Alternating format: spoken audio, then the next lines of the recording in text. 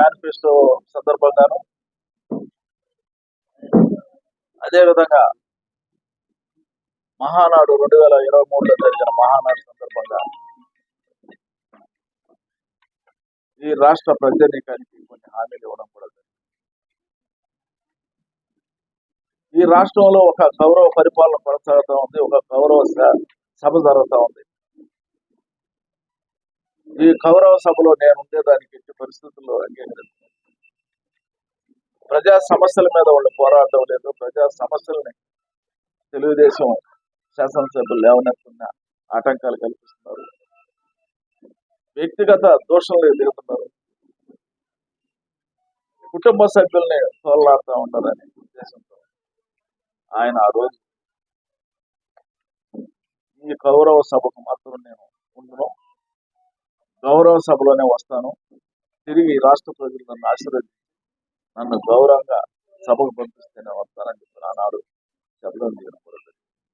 సూలూరుపేట నియోజకవర్గం శాసనసభ్యురాలుగా నన్ను గెలిపించిన నాయకులకు, పెద్దలకు, అలాగే మండల అధ్యక్షులకు, కార్యకర్తలకు, మీడియా మిత్రులకు, అలాగే సూలూరుపేట నియోజకవర్గ ఓటర్ మహాశయులందరికీ ప్రత్యేక కృతజ్ఞతలు, ధన్యవాదాలు తెలియజేస్తున్నాను. ఒక యువతగా, మహిళగా అవకాశం ఇచ్చి శాసనసభ్యురాలుగా నిలబెట్టిన చంద్రబాబు నాయుడు గారికి ప్రత్యేక ధన్యవాదాలు తెలియజేస్తున్నాను.